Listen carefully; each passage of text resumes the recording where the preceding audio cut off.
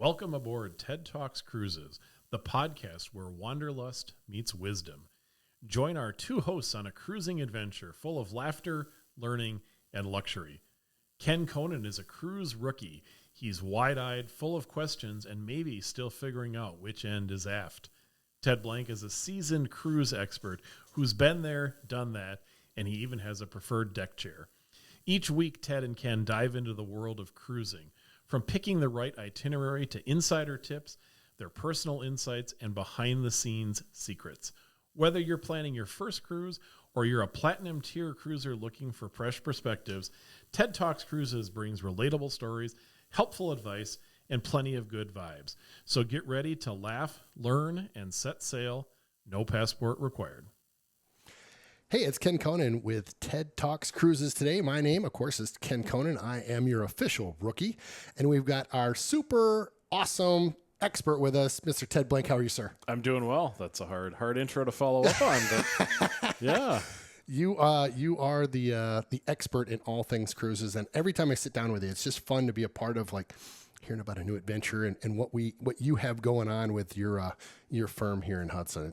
It's great. What are we doing today? Are we doing USA? Yeah, I thought we'd maybe stay a little bit closer to home and talk about opportunities to take cruises on the rivers and the lakes and the coasts of the United States. A lot of people will ask me the question, hey, I've been to Europe. I've done a river cruise there. I'd like to do something similar in the United States. Yeah. Does that exist? And the answer is absolutely. It exists. So we can talk a little bit about that today.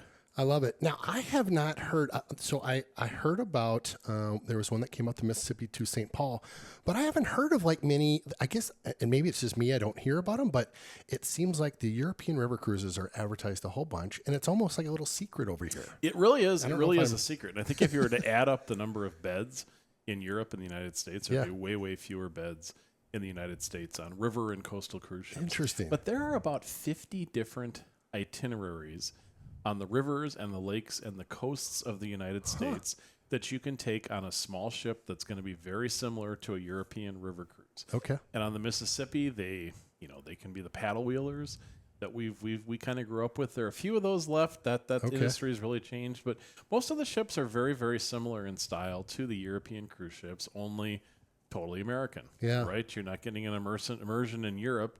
You're getting an immersion in the United States. It could be the Mississippi River, could be the Columbia and Snake Rivers, could be Lake Michigan, Puget Sound. Interesting. The coast of Maine, the coast of Florida. Did you know there are actually river cruises in Florida? No. Did you even know there are rivers in Florida? No. Well, so I knew there was some lakes with some canals that they like built between the lakes. Yeah. There's river cruises in Florida. So you can actually hop on a river cruise ship in Jacksonville. And there's a little lake that goes, little river and a lake right kind of near Jacksonville. Yeah. And you can actually stay on a little coastal river cruise ship that will take you all the way around the coast of Florida, down along the Keys, and you get off the ship in Naples, Florida. Oh, my gosh. So you can go almost anywhere. That's pretty cool. Anywhere there's water in the United States that's deep enough. There are coastal or river cruise or lake cruises as well. Interesting. And are there some kind of primary players in this cruise business in the U.S.? Is there just a couple, or is it a lot? Yeah. So no, there's basically one. Oh, one and a couple. Yeah. So it's pretty simple. There's basically one with a few other options. Okay. And so the biggest cruise line is called American Cruise Lines. Okay. And so they're an American company, as the name would imply. They actually build their ships at a shipyard they own in the United States. Oh, cool. And all their crew members are American. Oh, and so they operate everywhere in the United States from coast to coast and on most of the rivers. Awesome. There is one competitor that they have on the Mississippi River, and that's Viking Cruises. Yes. The same Viking you have in Europe. They have one ship that does those cruises. Huh. And then on the Great Lakes, there are a couple other companies that operate because those voyages are actually international voyages. You'll start or end in the U.S., start or end in Canada, or at least visit one of those other two countries when you travel. So American Cruise Lines has a division called Pearl Seas Cruises that has one ship on the Great Lakes.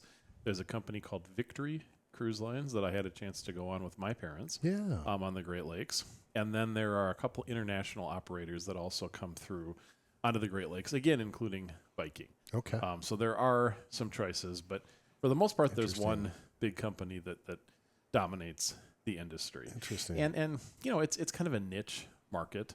I think, compared to European river cruising. It's a lot harder for cruise lines to do business in the United States Really? Why is than that? it is a lot of regulations, a lot of Oh. regulations and rules. Sure. And so it's a costly place to do business. So it requires a little bit of a different business model. Got it. And, they've been doing it for a long time. They do a great job. I would say, almost all the cruises we sell have a pretty high repeat rate. Folks go on a river cruise in Europe with AMA Waterways or Viking, and a lot of them go back. I think on these U.S. cruises, we're at 100%. 100% of the people who we've sold those cruises to have come back and booked a cruise again, or 2 or 3 or 4. Right. Once you do it, you love it. And it's such a great way to see a country that you kind of think you know. Yeah. And think about it. Like, when was the last time you hopped in a car and drove to South Carolina and drove along the coast there? Yeah. Or you went to New York and drove along the Hudson River. Yeah. Right? I mean, you could totally do it, but we don't. We don't do it. We miss, I think, some of those opportunities that are here at home. And this is a great way to do it. And they do a fantastic job. Yeah. Like those river cruises in Europe, they're very inclusive. Shore excursions will generally be included. Okay. And there's quite a variety between what those shore excursions involve. Okay. And so that's something we can talk a little bit about. But I happened to be in Maine last year on an ocean cruise ship. Nice. And so we came into the port of Rockport, which is one of the smaller towns in Maine. We had to take a tender from our ship. It was about a 20-minute tender ride. And we got there, and, they had the motor coaches there, and you could go off on the excursions and stuff. And I decided to go for a walk. Well, if you walked about 200 yards, kind of around a little bit of a point, there were 2 of these American Cruise Line ships docked there, and they were having a lobster bake. Oh, my gosh. And so all the passengers got invited to a lobster bake. Wow. Now, if you don't think I tried to sneak my way, I hope that you I did not. I did not. I would. So, but Ted, I watched and drooled. Yes. And drooled. And you know what a New England lobster bake is like. Big vats full of lobster. Tell me about it. Tell corn me about it. and potatoes and Yes. things like that. Yes. And then they dump it out and it flames up. And then they serve it to you with, more butter than most of us eat in a week. And it just all hot, all fresh. And that was lunch for the passengers on this cruise. Wow. This was their included lunch. And then they got to go off and do some different shore excursions. How fun. But, these are small ships. 50, 60, 70, Oh, really small. 90 passengers. Okay. Very small. A few of them nudge a little bit over 100. The Viking Mississippi, the Viking ship nudges up to about 300 passengers. But most of them are tiny. And that makes such a huge difference when you're in a little town like that. So compare that to a European river cruise. Are those typically in the low 200s? 150 to 200 150 would be 200. about Okay. the size of a normal European river cruise. So that's like a fourth almost. Yeah. Wow. Yeah. How fun. And so the staterooms are quite spacious. Wow. Unlike on European river cruises where the staterooms are a little smaller. They can be. These are big, spacious staterooms. The ships are very spacious. You're never going to have to fight for a seat in the dining room or for a seat in the lounge. Very low key. They don't have full Broadway shows and things like that. Sure, So, sure. along the lines, again, of that European river cruise. But the focus is on the destination. Yeah. And getting a chance to get off and explore a little bit. How fun. Yeah. I think of like when Shannon and I go out, we love to be by water. Mm-hmm. And to your point that you made earlier about have you ever gone along these waterways? Like, what a fun way to do this. Absolutely. We go on bikes where there's the river near us, Yeah. and we love it. I can't imagine going on one of these small ships and just you've got water and then you've got the town right there. Because I would guess, similar to Europe, everything was water-based back in the day, and the towns are right there. So you probably pull up in that small ship, and again, I'm just guessing, and you're right there. Yeah, you can get off and you can walk around as well. You pick some of the small towns in the Mississippi that we're familiar with, like Red Wing, Minnesota. That's a very common port of call. But there are a lot of little towns like that, Hannibal, Missouri, where Mark Twain or Samuel Clemens is from. And, down south, there are some of the plantations and other historic sites you can see. Civil War battlefields. Oh, my gosh. I mean, if you actually kind of took out a map of the Civil War and overlaid it. Well, the Civil War happened right about the time the first railroads started. Right. And so a lot of the cities and towns were still along the rivers. Right. So a lot of those famous battles, the Battle of Lookout Mountain in Chattanooga, that's a destination on a river cruise ship. Oh, my gosh. So it's really amazing. Mount Vernon, where George Washington grew up, not a Civil War site. There are cruises that operate only within Chesapeake Bay Wow. or on the Hudson River between New York and Albany. Yeah. You know, you can see Franklin Delano Roosevelt's house there and West Point and things like that. So you really see those neat American things. And one time I was invited to do a presentation for a financial advisor who was hosting a client appreciation event. And we decided to do the presentation about coastal cruises in the United States. Yeah. So we played a little trivia game. And I put together a list of monuments, battlefields, the Huntsville Space Center, things like that, Graceland. Yeah. And put them all on a piece of paper. And I said, you know, basically, which of these can you not see on a coastal or river cruise in the United States? Yeah. And the correct answer, the only one you couldn't find was the Grand Canyon. Because there's no water You are landlocked to near get the to Grand that Canyon. But so many places, Sacramento, the Sacramento Delta, Puget Sound. I mean, it's just incredible where you can go. Wow. That's amazing. When you think of a West Coast cruise, what do you think of as far like an itinerary that you would highlight on the West Coast? Yeah, I would definitely, well, for sure Alaska. Yep. And these go to Alaska as well. Very different experience on the Alaska we talked Really? about last week. So you're not going to go to those bigger towns, the more common cruise ports. You're going to go to much, much, much smaller places. Okay. But I would say by far the neatest one, well, actually I'm torn. Got a couple I'd good say ones. I love Puget it. Sound, which are out of Seattle. Yep. Round trips out of Seattle. That's one of the most beautiful places in North America. Go there in the spring when the tulips are coming out and they have tulip time out there. Absolutely gorgeous. Love it. And then the Columbia River between essentially Portland, Oregon, and kind of near Spokane, Washington. Through sort of Portland or through Wisconsin, through Washington and Oregon wine country, kind of in the trails of Lewis and Clark. Oh my gosh. Really, really neat. Fun experience. And American does a great itinerary as well where they do a cruise tour. And so you do that cruise. Yeah. And then you hop on a motor coach and you spend a week exploring the national parks like Yellowstone and the Grand Tetons. No way. Yeah. Oh and so if you're a national park collector, Yep. You can check a lot of them off on your bucket list on these types of cruises. And then the Great Lakes, certainly phenomenal. We had an amazing time up on the Great Lakes. So that's kind of west of the Mississippi, I guess, a little bit. That's so fun. That you mentioned the national park tour that they offer. Either is it post cruise or either way? They go in either direction, either side. That's a really interesting way to see some national parks. I'm a national park junkie. Oh, and I cannot get enough. And that'd be what a fun way to be. Like check.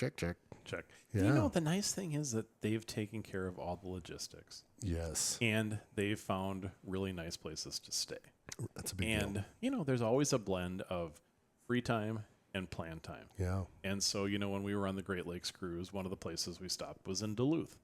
Well, in the morning in Duluth, Minnesota, we had a excursion that was planned. Yeah. And the afternoon was free time. So you could have rented a bike and gone for a bike ride. You could have gone for a walk. You could have gone to a different museum. So there's a nice balance between the two. And if you're the kind of person who just likes to get off, go on an excursion, go back, take a nap, read a book, perfect for that. Can do that as too. well. Yeah. That's great. So before we go East Coast, how's the food? Being a foodie, how's the food on the ships, and then how?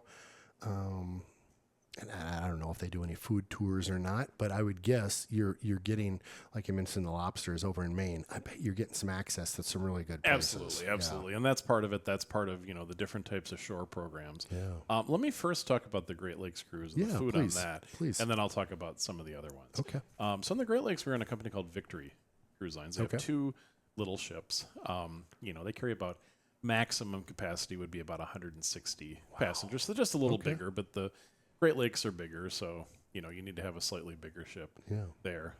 One of the really cool things they did is each night on your bed, instead of a little piece of kind of generic chocolate, they had some sort of a snack that came from one of the towns along the cruise. Love that. So, for example, we stopped in Green Bay, Wisconsin. Now, I'll give you one guess what the excursion was in Green Bay. Had to be over to Lambeau. Had to be Lambeau Field. Yes, it was. Go Packers. So go to Lambeau Field and actually the Railroad Museum there. But there's a fun. There's a very famous, locally famous chocolate company there called Cerugi's. Yeah. And so that night we had a Cerugi's chocolate on fun. our bed. Another night we had chocolate covered cherries from Door County. Love that. So it's just, really local, nice little local touches on there. But the food was incredible. I mean, probably among the best meals I've had on cruise ships were on this small ship. They really, really did a nice job. And the main dining room, excellent. They also had a specialty restaurant. No way. Now, that's a little unusual on ships this small to have that surprises me. They call it the Tuscan Stone Grill. Oh, my. And I don't remember if I ever told you about this, but I don't think so. You sit down and you order your meal. And instead of getting your meal cooked like you would at a normal restaurant, they bring out a big piece of lava stone. It looks like kind of a piece of a kitchen countertop. It's wrapped in like a butcher's block, and it's been heated up to 500 degrees. Oh my gosh. And you put your steak or you put your fish on there, and they kind of help you cook it. Right there at your table. Cook it right at your table. That was one of the best fillets I've ever had. It was really, really top notch. I've never heard of that anywhere. Yeah, it exists. It's a thing. But it was just a really, really cool addition. So the food on this was exceptional. Like some of the best cruise ship food I think I've probably ever had. On American cruise lines, and this one too, the food is going to have an American bent to it. Yeah. And a lot of it's going to have a regional flavor to it. So you're for sure going to find lobster out in New England. Dungeness crabs instead out in Washington, salmon and things like that in Alaska. But the food is all excellent. It's all freshly prepared on board. The dining rooms are all open seating restaurants, which means you can just kind of come and go and sit where you choose to do. Nice. And then they'll also have a great onboard enrichment program. Okay. Where there will be folks either who travel with your ship or who come on board and give little informational lectures about what you're seeing. So if you were doing one of the cruises that goes to a lot of Civil War battlefields, you're going to learn a little bit about Civil War battlefields. Yeah. On the Great Lakes, there was someone who talked about the ecology of the Great Lakes, the different types of fish there, the environmental changes the Great Lakes have gone through, the history of European exploration in the Great Lakes shipping. We were going through the Sioux Locks, and he talked about what are these big ships you see? What are they carrying? What are they doing? So, you really learn a lot in the process as well. That's awesome. That is awesome. I love it. Do you want to jump over to the East Coast and talk? That's a tough one. There's a lot going on. You can pretty much go all the way from the edge of Maine and Canada all the way down to Florida. So there are a lot of different options in there. I've never really personally spent too much time near like Savannah, Georgia, Charleston, South Carolina. So that's one I would love to do. These are all seasonal. The ships are going to move around as the seasons shift. So that's going to be a fall and a spring trip. So nice time to get away and enjoy the beautiful weather there. Yeah. I'd love to do fall colors on the Hudson River in New York. Okay. Fall colors up in New England. That would be fantastic. Interesting. They have cruises that basically just visit Cape Cod. And you spend 7 days kind of poking around Cape Cod and Martha's Vineyard and Nantucket. You really get an in-depth, they might go to Providence, Rhode Island, but they leave from Boston. And so, that would be so beautiful in the fall. Yeah. The Florida one is very attractive. That'd be a nice way. It takes about 14 days to go from Jacksonville down to Naples. So, if you're heading down to Florida for the winter, that might be a way to start or end. Be a fun start or end. Yeah. I like that idea. The Great Lakes really, really, I think, very underrated as a cruise destination. Really? And starting to come on the radar screen a little bit. But so many of the places we went to, Mackinac Island. Fun. Really neat. Fun. Just so cool. And the excursions we took, we took a buggy and we took a horse ride and we went to the fort. We got to go to the Grand Hotel, which is this beautiful white, gorgeous white hotel, white wooden hotel with a 1/4-mile long balcony that overlooks Lake Superior, where Lake Michigan and Lake Ontario, Lake Huron, Lake Michigan and Lake Huron come together. You can see the ships sail by. Just so cool. And we actually went up as far as Duluth, Minnesota, Thunder Bay, Ontario. Oh, you did. So we got pretty far in there.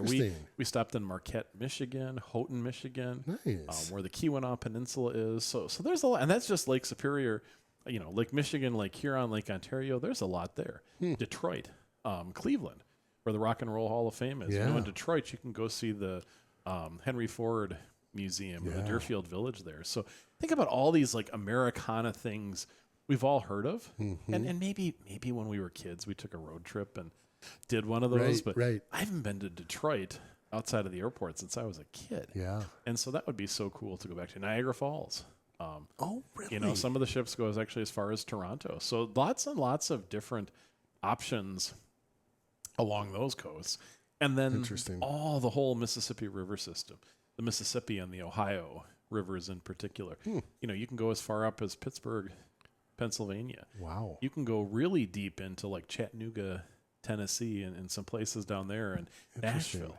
I mean, sometimes I'll pull out this brochure and I'll look at the itineraries and I'm like, and I think I'm pretty good with geography. I'm like, where in the heck is this? Like, I have to figure out how in the world could a ship actually get from the ocean to this to operate. So they really cover the territory.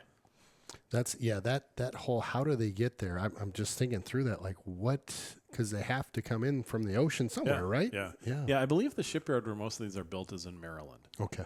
So at some point they start out in Maryland.